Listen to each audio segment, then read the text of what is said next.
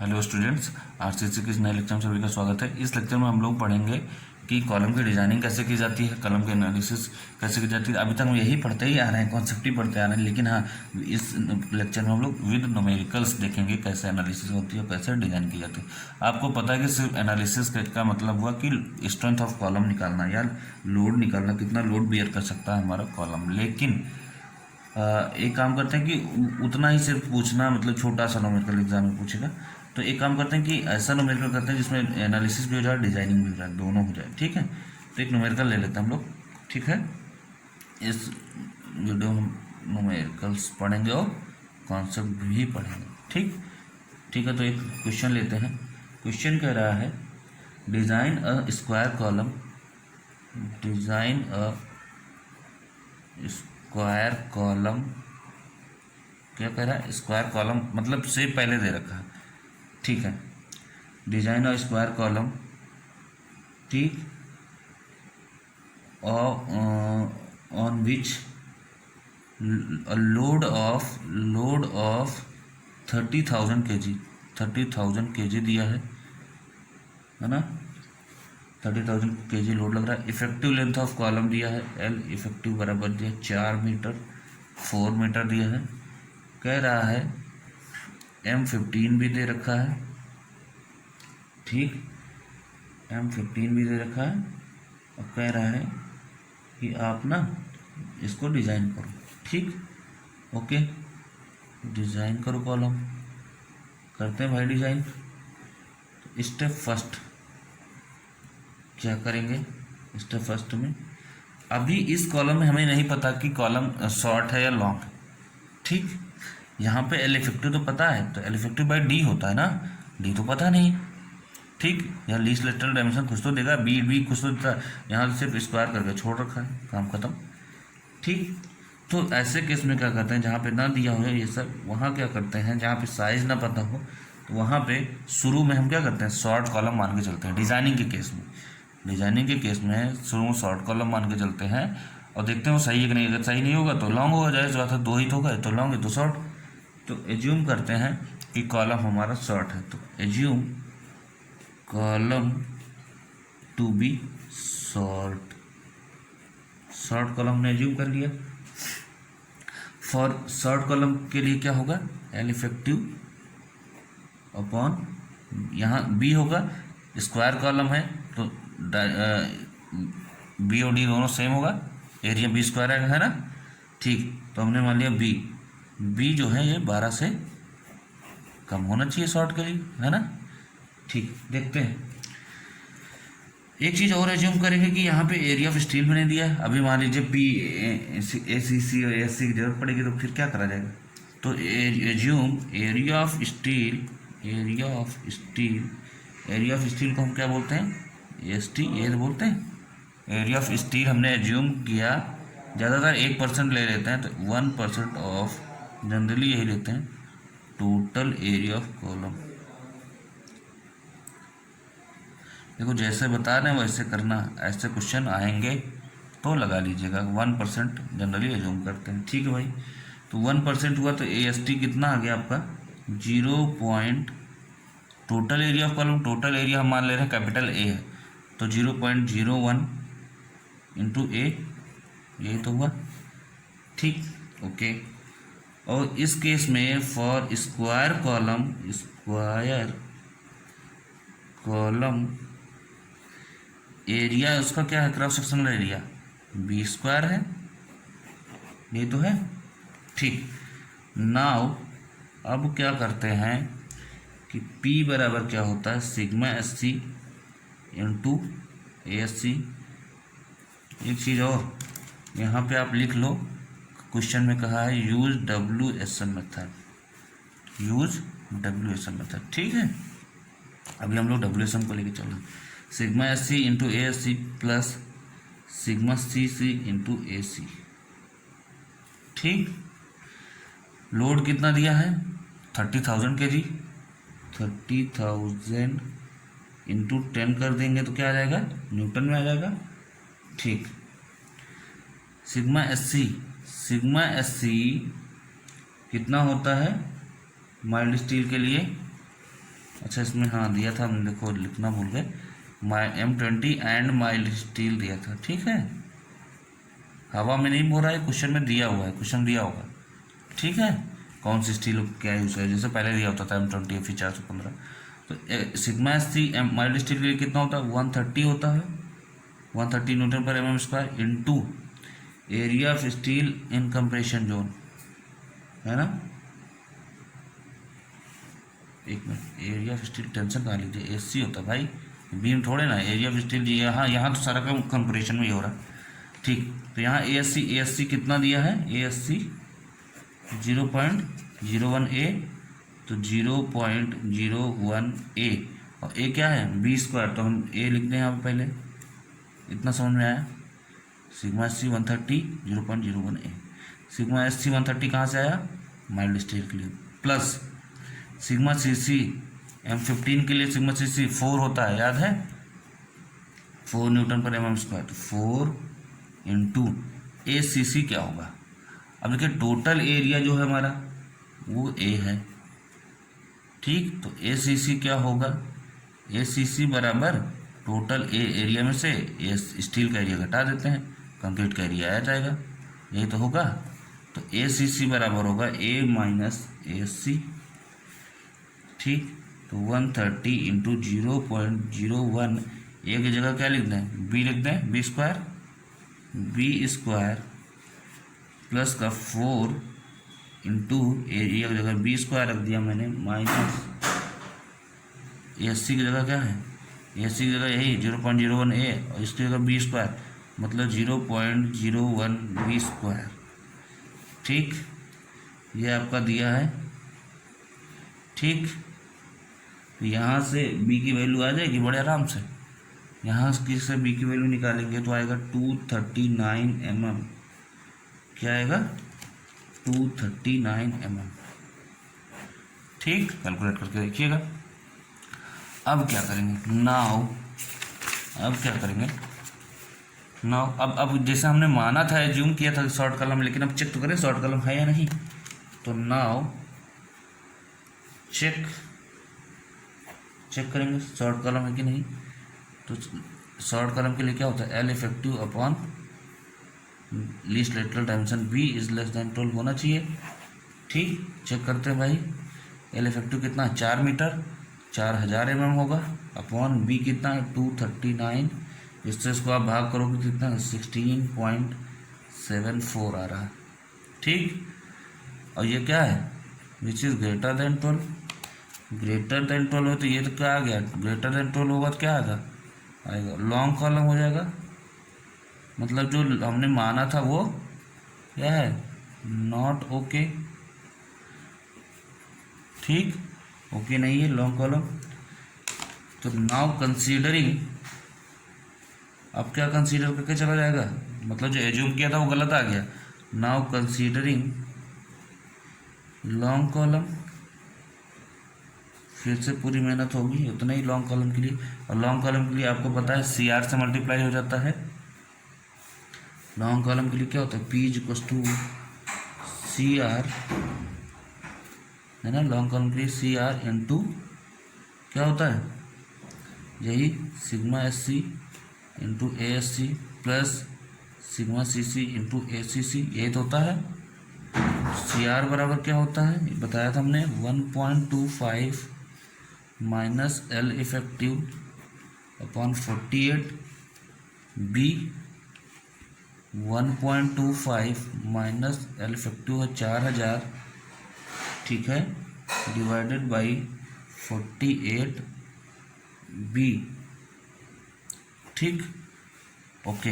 अब ये long column होगा तो B की वैल्यू जो पिछली बार आई थी 239 में वो नहीं रखी जाएगी, यहाँ B ये इससे रखा जाएगा, ओके। सो P बराबर क्या होगा, P क्या, अभी इसमें रखते हैं वैल्यू, P है 30,000 into 10 is equals to CR कितनी वैल्यू आई रख देते हैं 1.25 minus 4000 divided by 48 B into sigma SC की वैल्यू क्या थी, याद करिए, पिछली बार हमने लिखा था शॉर्ट कॉलम में जो लिखा था यहीं सेम, बाकी तो सेम रहेगा ना, ये इतना ही रहेगा, ये इतना ही रहेगा पूरा, बस यहाँ पे क्या है, सी आर से मल्टीप्लाई हो रहा है, तो यहाँ ही लिख देते हैं 130 इंटू 0.01 बी स्क्वायर प्लस का 4, इससे इसको घटाओगे तो कितना आ जाएगा 0.99, अरे इससे इसको घटाओगे तो आएगा 0.99 बी स्क्वायर।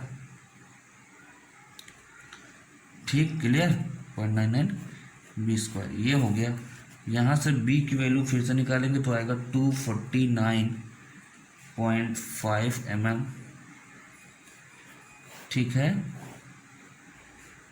ये लगभग कितने हैं 250 mm के, तो 250 mm आ गया हमारा b। जो नया वाला b आया है, मतलब जो लॉन्ग कॉलम का b आया है वो आया इतना। अब अभी भी चेक करते हैं कि जो लॉन्ग आया है वो सही है कि नहीं, तो चेक करेंगे तो आएगा हमारा L effective upon B.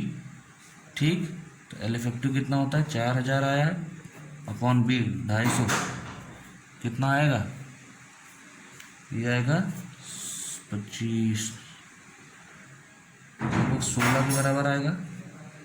Which is greater than 12, which is greater than 12 मतलब ओके है, मतलब ये जो लॉन्ग कॉलम आया था यहाँ निकल के ये ओके है, सही है। ठीक, अच्छा, अब ये ओके हो गया, ओके हो गया तो डिजाइनिंग के लिए क्या करते हैं, तो डायमेंशन निकालते हैं। याद करिए बी में भी हम ये करते थे, बी डी एस निकालते थे। एक तो यहाँ बी आ गया, ठीक, स्क्वायर था तो बी आया, रेक्टेंगुलर होता तो बी डी दोनों निकालते। और एस टी, तो S T sorry S C, भाई एस टी बार बार आ जाता है। ठीक, निकालते हैं एस सी, तो एस सी कितना आ चुका है, सिंस एस सी बराबर होता है 0.01 बी स्क्वायर, निकल के आया था बी, ये 0.01 into A bar A for B square. ठीक, तो अब रख देते हैं 0.01, अब बी की वैल्यू आई है 250 स्क्वायर, कितना आएगा 625 mm स्क्वायर आ गया आपका एरिया ऑफ स्टील। ठीक, अच्छा, ये जो एरिया ऑफ स्टील आया है वो क्या है, एरिया ऑफ मेन रिइंफोर्समेंट। ठीक है, ये एरिया ऑफ क्या आया है, मेन रिइंफोर्समेंट आया है। ठीक, मेन रिइंफोर्समेंट में मैंने बताया था मिनिमम कितना जो है यूज करेंगे। देखो एक मिनट, रिकमेंडेशन जो है ये है, रिकमेंडेशन पढ़ो।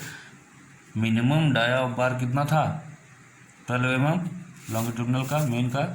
ठीक, तो हम 12 mm ले लेते हैं, ज़्यादा भी ले सकते। देखिए, use 12 mm dia bars,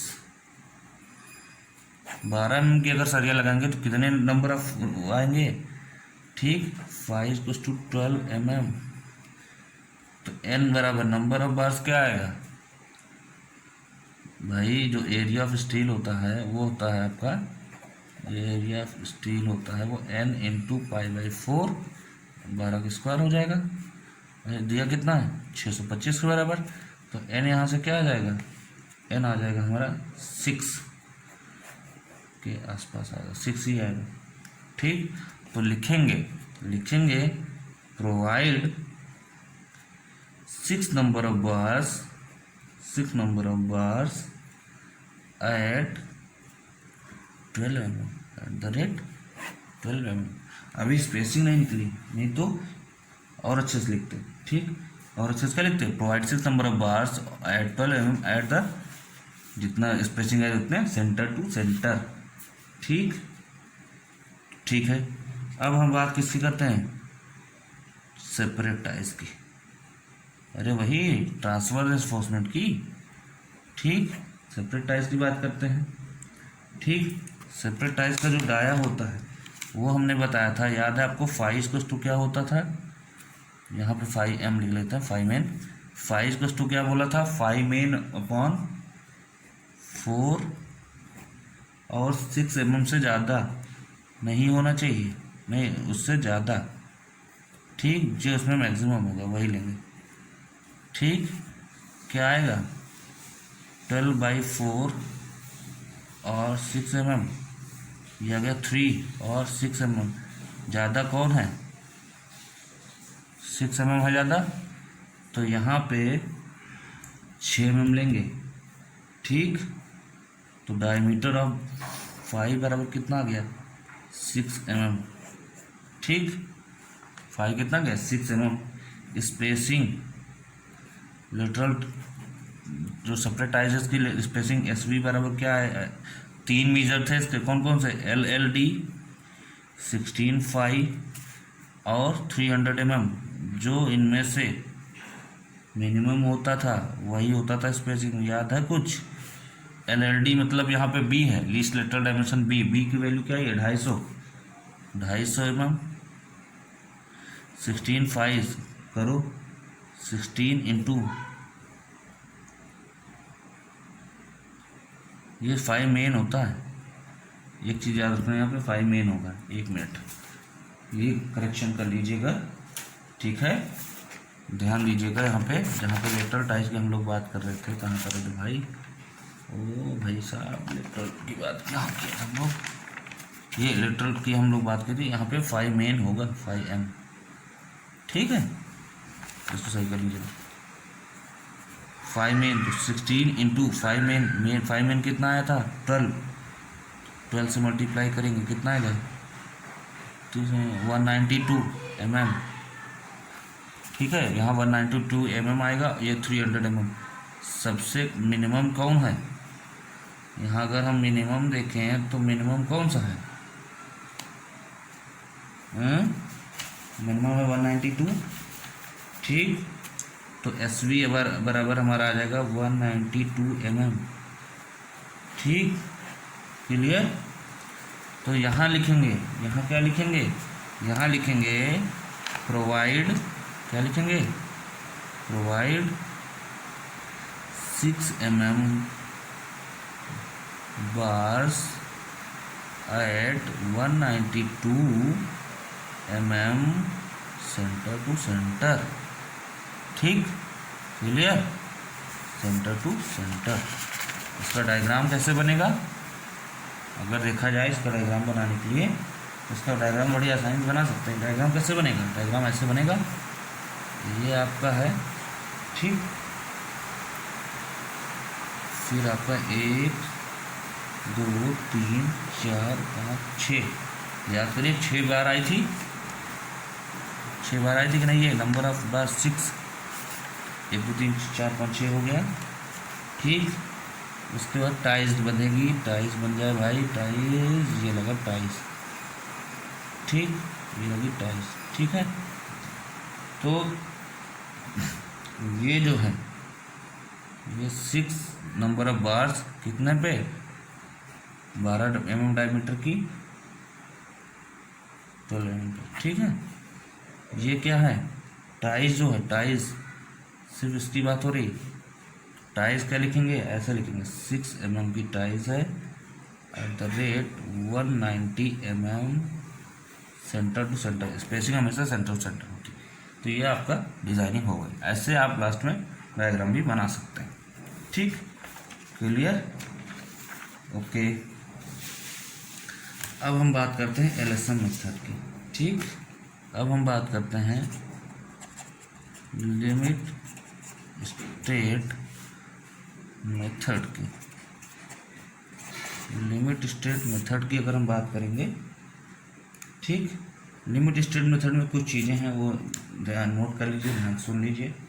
limit state method में कोड ने प्रोविजन किया है कि पहली चीज़ ये कहा है कि the maximum compressive strain in concrete, the maximum, जैसे एजम्पशंस थे ना उसमें बीम में, वैसे ही the maximum compressive strain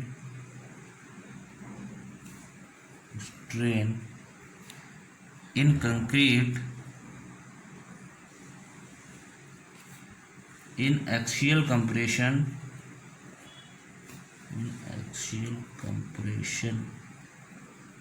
is equals to 0.002। सीधे सीधे क्वेश्चन पूछता है कि मैक्सिमम कंप्रेसिव स्ट्रेन क्या होगी, मतलब ई जो हमारा एप्सिलॉन मैक्स है कंप्रेशन जोन में 0.002 होगा। ठीक, वो भी किसके लिए? इन एक्सियल कंप्रेशन। एक्सियल कंप्रेशन मैंने ऐसा भी लिख दिया इसको और ऐसा भी लिख दिया, दोनों तरह से। ठीक है, यही चीज़ कोड में लिखा है तो आप हिल जाओगे, नहीं निकाल पाओगे।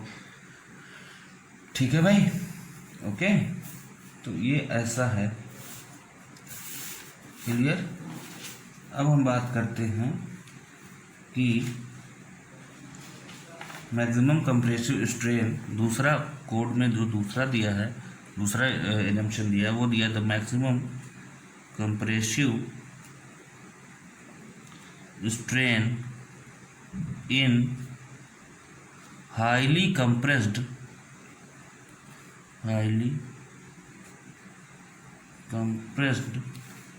concrete fiber, highly compressed concrete fiber which is subjected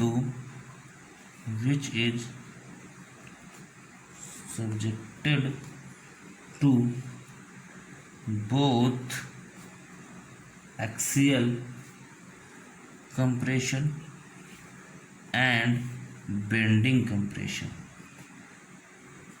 जो एक्सियल कंप्रेशन और बेंडिंग कंप्रेशन दोनों से सब्जेक्टेड हो। when tension is zero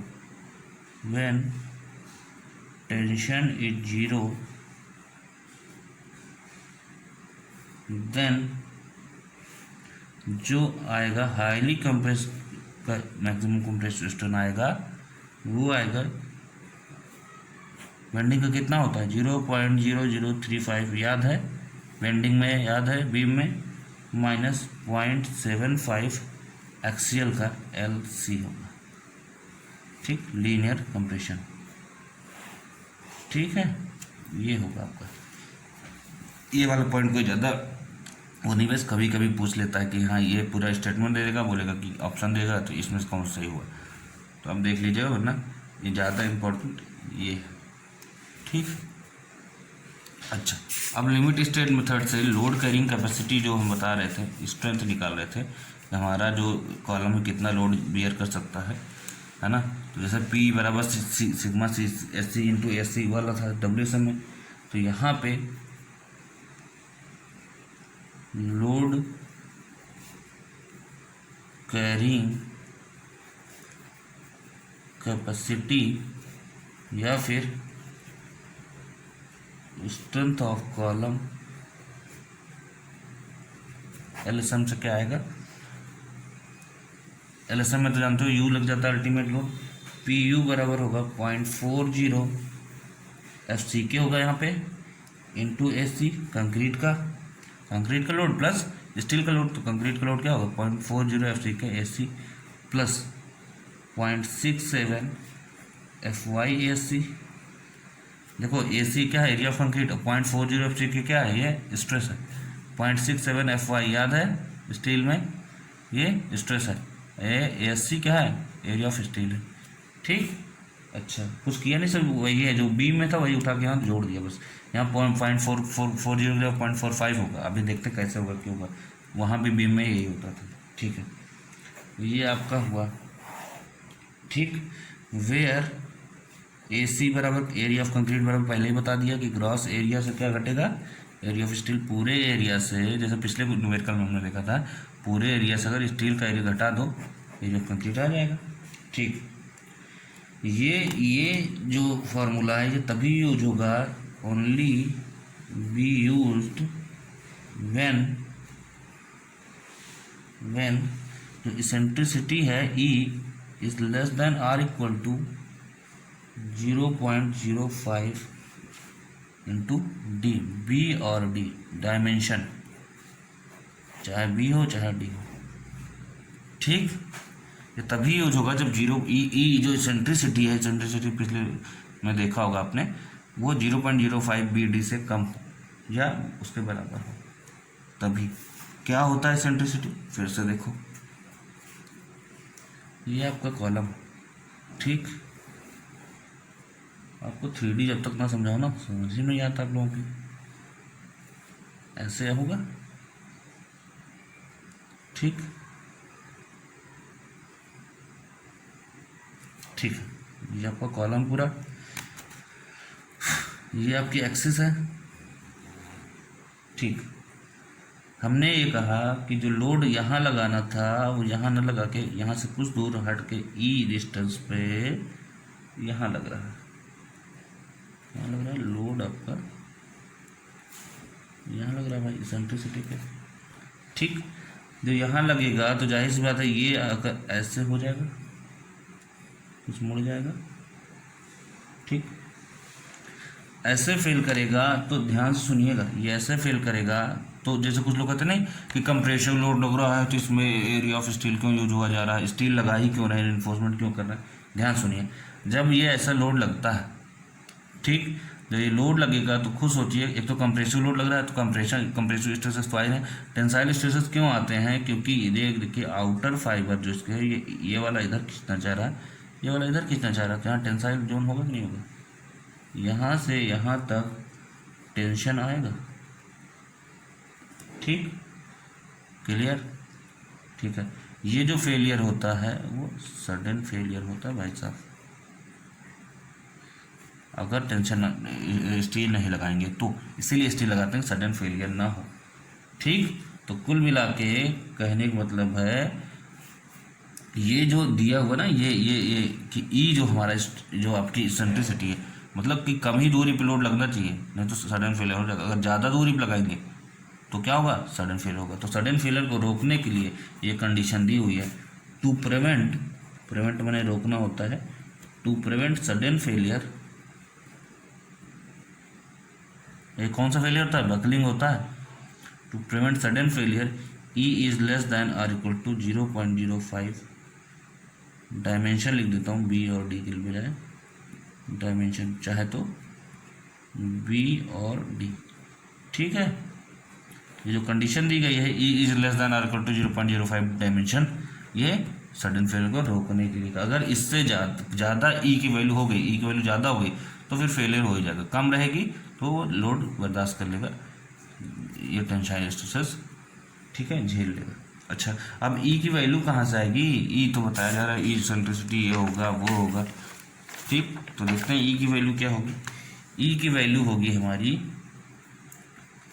L effective upon 500 plus B और डी, जहाँ बी होगा बी यूज़ करेंगे, डी होगा तो डी यूज़ करेंगे, ठीक, अपॉन 30 और 20 mm, एक तो ये या 20 mm, इन दोनों में जो भी मैक्सिमम होगा वो ई की वैल्यू होगा, इन दोनों में जो भी मैक्सिमम होगा वो ई की वैल्यू होगा, ठीक।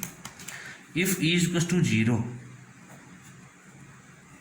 अगर ई की वैल्यू 0 होगी तो खुद सोचिए ई की वैल्यू 0 होगी तो एक्सियल लोडिंग नहीं हो जाएगी, हो जाएगी। और उस समय सबसे ज़्यादा लोड कॉलम झेल सकता है, कॉलम तभी सबसे ज़्यादा लोड झेल सकता है जो क्या हो, एक्सियल लोडिंग हो, ठीक। उसके बाद धीरे धीरे जब यहाँ मोमेंट जनरेट होने लगेगा, ऐसे मोमेंट जनरेट होगा, ऐसे अगर ये है यहाँ ये है, ठीक, इतनी दूरी पे ई पे बन रहा है, लोड लग रहा है तो ये ऐसे ही मोमेंट जनरेट होगा, क्लॉकवाइज मोमेंट, ठीक है, पी इंटू ई, मोमेंट जनरेट होगा तो फिर कॉलम वीक पड़ जाएगा, उतना नहीं झेल पाएगा, ठीक है। इसीलिए जब ई इक्वल्स टू 0 ये पूछ सकता है तो जो उस समय का लोड होगा वो क्या कहलाएगा, मैक्सिमम लोड होगा। मतलब कॉलम मैक्सिमम लोड कब झेल सकता है, when E equals to 0 means only axial loading maximum load झेल सकता है। इसी को हम अल्टीमेट लोड बोल सकते हैं, अल्टीमेट लोड, ठीक, क्लियर।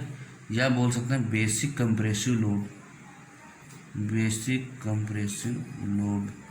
जब ई 0 होगा तो मोमेंट भी क्या होगा, 0 होगा, ठीक, बेंडिंग मोमेंट 0 होगा, ठीक, क्योंकि पी ई है हो ही नहीं रहा, ओके, ठीक है। जब ई 0 हो, ध्यान सुनिए, जब ई 0 होगा, जब ये कंडीशन होगी, याद है, जब ये कंडीशन होगी तभी ये फार्मूला लगेगा, ठीक, ये कंडीशन है। जब ई की वैल्यू 0 होगी तब कौन सी लगेगा, पी अनलिमिटेड लोड या अल्टीमेट लोड बराबर यही 4 की जगह 0.45 एफ सी के ए सी, प्लस यहाँ 0.67 हुआ करता था 0.75 एफ वाई एस सी। ठीक, यहाँ जहाँ चेंजेस हो रहे हैं वहाँ मैं रेड पेन से अंडरलाइन कर दे रहा हूँ, आपको पता होना चाहिए। ठीक, okay. When E equals to 0। ठीक, अच्छा, मीन्स कि अगर ये भी कहा जाए कि when only axial loading, when compressive load is present only, when compressive load is present only, तभी ये फार्मूला लगेगा। कंप्रेसिव लोड माने वही एक्सियल लोडिंग ही केवल लग रहा है, तभी हम ये फार्मूला लगाएंगे, नहीं तो क्या करेंगे, इस केस में ये फार्मूला लगेगा। ओके, ठीक। अब एक काम करते हैं, एक न्यूमेरिकल करते हैं, ठीक है, और कॉलम डिजाइन करते हैं। ठीक है भाई, एक न्यूमेरिकल लेते हैं, कॉलम डिजाइन करते हैं। क्वेश्चन लेते हैं, क्वेश्चन कह रहा है कि design a column, design column, देखिए इसमें साइज दिया हुआ है, इसका मतलब साइज दिया, इसका मतलब क्या है कि एरिया ऑफ स्टील वगैरह निकालना है। 460 इंटू 600 mm कॉलम की साइज दिया है। ठीक, एल इफेक्टिव दिया है 3.6 मीटर, मतलब कितना दिया है, 3600 mm दिया है। ठीक, पी इक्वल्स टू दिया है 2500 किलो न्यूटन। ठीक, M20 है, FE 415 इतना दिया है। ठीक, अच्छा, मीन्स आपका जो कॉलम है वो कुछ ऐसा है, ये टोटल आपका है 600, ये दिया है आपका 460 दिया है, ये 460, ये 600 है। यहाँ से एक्सिस आ रही होगी, इसकी जो कॉलम की एक्सिस है वो वाई होगी। ठीक, तो इसेंट्रिसिटी देखते हैं कैसे क्या होगा, सॉल्व करते हैं, इसको डिज़ाइन करते हैं अच्छे से। ठीक, तो स्टेप फर्स्ट है हमारा, स्टेप फर्स्ट है, पहले पता करें कॉलम कैसा दिया, लॉन्ग दिया या शॉर्ट दिया। ठीक, क्योंकि इसमें डायमेंशन भी दिया है, तो एल इफेक्टिव अपॉन क्या होगा, बी और डी। तो बी और डी में मैंने बोला था छोटी वाली डायमेंशन, बी और डी में छोटी dimension, L L D least lateral dimension, L L D का मतलब होता है least lateral dimension. L effective कितना दिया हमारा 3600 divided by L L D मतलब छोटी वाली डायमेंशन, यहाँ 460 होगा, तो 460। ठीक, जब इसको करोगे ये इससे कट जाएगा, ये आएगा 7.83, जो कि क्या है 7.83, 12 से कम है, ज़्यादा तो कम है, मतलब कि शॉर्ट कॉलम। कैसा कॉलम है, शॉर्ट कॉलम। ठीक, स्टेप 2 अपनाते हैं। स्टेप 2 हमारा है इसेंट्रिसिटी निकालेंगे, ई की वैल्यू। ठीक, इसेंट्रिसिटी दोनों के अबाउट निकालेंगे, about X axis, about Y axis, दोनों के about X axis. E minimum बराबर क्या होगा, L effective upon 500, L effective upon 500 plus B और डी अपॉन 30 और 20 mm, जो कि मैक्सिमम। यही तो निकालते हैं। एल इफेक्टिव हमारा 4000 है, सॉरी 4000 कह रहे हैं, 3600 है अपॉन 500 प्लस बी और डी में अब यहाँ पर क्या लेंगे, यहाँ पे लेंगे मैक्सिमम वाले। ठीक, तो यहाँ लेंगे 600, क्योंकि यहाँ मैक्सिमम की बात ही चल रही है, तो ज़्यादा से ज़्यादा लेंगे ना। ठीक है, तो इनमें लेंगे मैक्सिमम। ठीक है, तो 600 अपॉन 30 और 20 mm।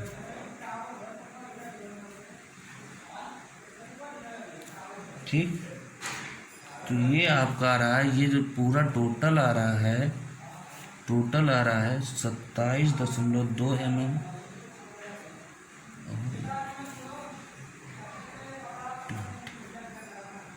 तो मैक्सिमम क्या आएगा 27.2 आएगा।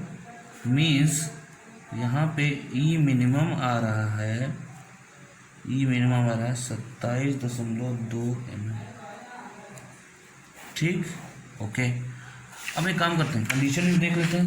नाउ कंडीशन क्या थी, ई मिनिमम इज लेस देन और इक्वल टू 0.05 बी और डी, ये तो था। ठीक, तो ई मिनिमम बराबर देखते हैं आया है 27.2 is less than or equal to 0.05 into B और डी 600 है। ठीक, तो ये कितना हो जाएगा 30 आ जाएगा। इतना क्या आएगा, 30 आ जाएगा। तो देखा जाए तो यहाँ पे क्या है, ओके, क्योंकि 27.2 30 से कम ही होता है, तो ये ओके हो जाएगा। ठीक, ये ओके हो जाएगा।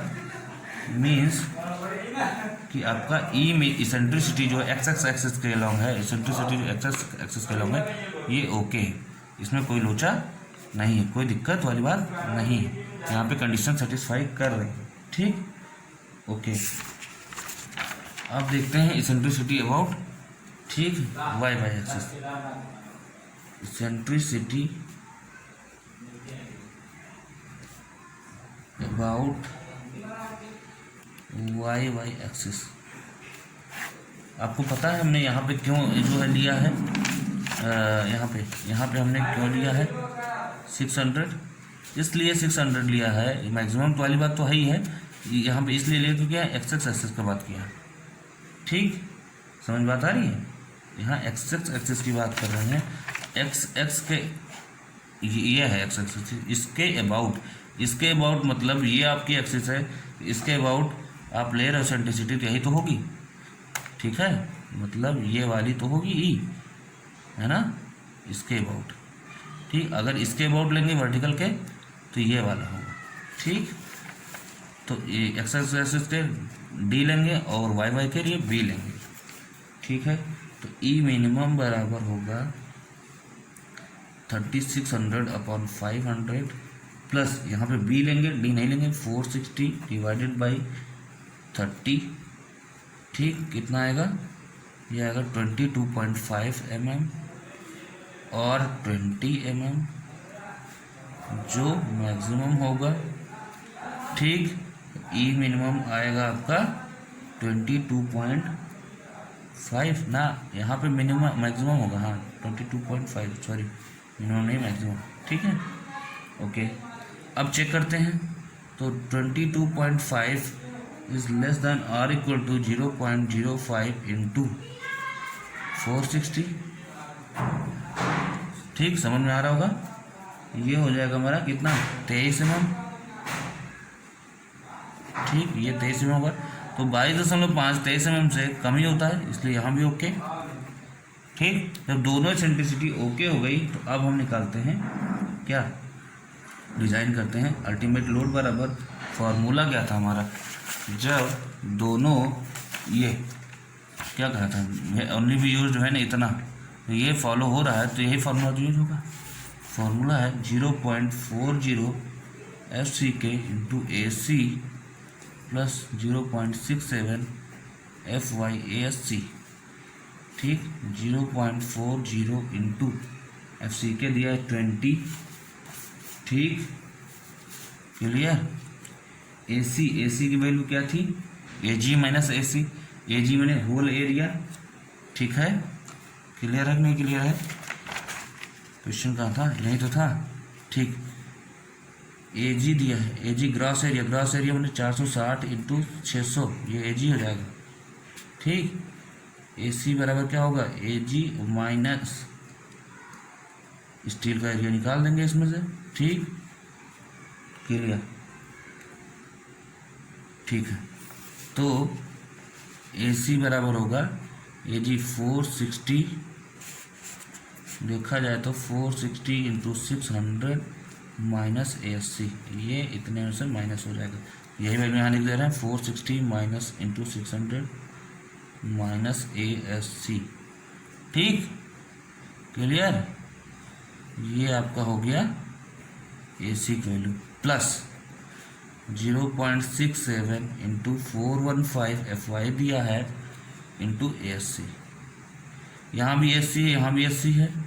लोड कितना दिया था 2500 किलो न्यूटन, 2500 इंटू 10⁻³ अच्छा हाँ, यहाँ पे ध्यान सुनो, ये PU है तो PU निकलेगा तो फैक्टर लोड 1.5 से मल्टीप्लाई भी होगा।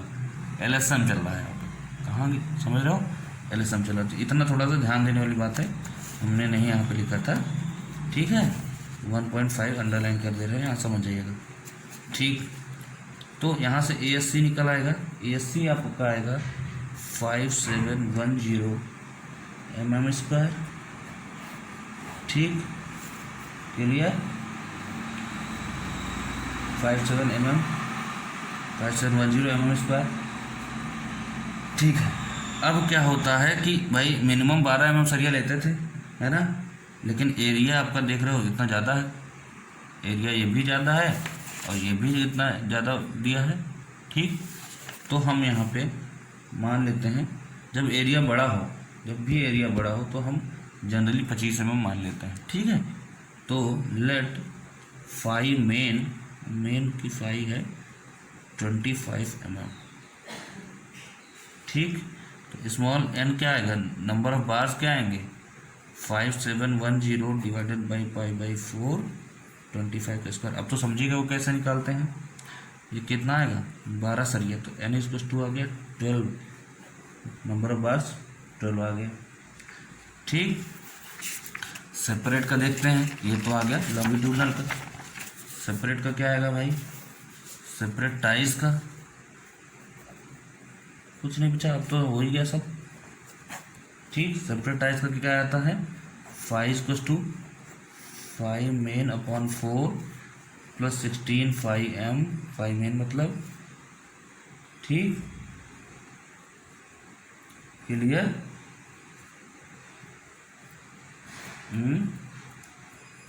और एक में वो तो स्पेसिंग की बात है, ठीक। 5 मेन बाई 4 और 6 mm, इनमें दोनों में से मैक्सिमम लेना था ना, ठीक है।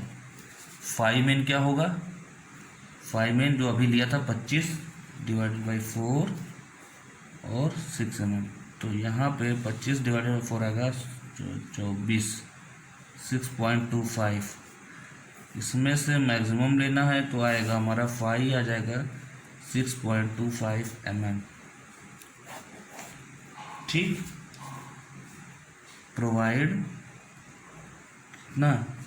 Provide bars of 8 mm। पूछो कि ये क्यों नहीं यूज हुआ, 6 से ज़्यादा है तो 6.25 mm कोई बार नहीं होती है मार्केट में, तो 6 आती है, फिर 8 आती है, फिर 12 आती है, ऐसे आती है। तो क्या करना है आपको 8 mm बार यहाँ पे लिखो, जैसे भी जब भी ऐसी कंडीशन आए 8 mm बार, ठीक, ओके। सेपरेट टाइज की स्पेसिंग क्या आएगी, स्पेसिंग SV बराबर, अब आएगी बात LRD 16 फाई m और 300 mm जो भी मिनिमम होगा, यही तो देखो LRD क्या है मिनिमम 460, 600 460 में 460 कम होता है, 16 इंटू 25 कितना आएगा 400 आएगा, और 300, इन सब में मिनिमम कितना है, मिनिमम SV बराबर आ जाएगा 300 mm, ठीक, क्लियर। तो provide 8 mm bars, 8 mm tie bars, है ना, टाई की बात हो रही है, तो 8 mm tie bars at the rate of 300 mm centre to centre, ठीक। Provide 8 mm tie bars at the rate centre to centre, 300 mm centre to centre, ठीक है। तो ऐसे ही डिज़ाइन किया जाता है, ठीक, ऐसे ही डिज़ाइन किया जाता है, ठीक है भाई। ओके, तो कॉलम डिज़ाइन आपका हो गया, ठीक। अब जो है ये आपका हो गया LSM मेथड भी हो गया। 1 मिनट, कुछ क्वेश्चंस और कर लिया जाए। कुछ क्वेश्चंस और कर लिया जाए, कर लेते हैं। एक सर्कुलर कॉलम का क्वेश्चन कर लेते हैं, एक या 2 सर्कुलर कॉलम का क्वेश्चन कर लेते हैं, देखते हैं। एक LSM से कर लिया जाए, एक WSM से कर लिया जाए, ठीक है। ओके, एक एक क्वेश्चन LSM और WSM से कर लिया जाए, ठीक। और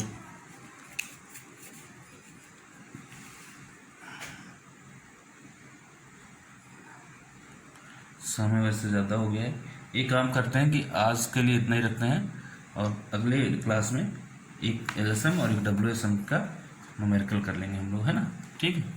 तो चलिए ठीक है, इतना आपने पढ़ लिया, जितना आज उतना रिवाइज करिए। हाँ, आज के लिए इतना ही।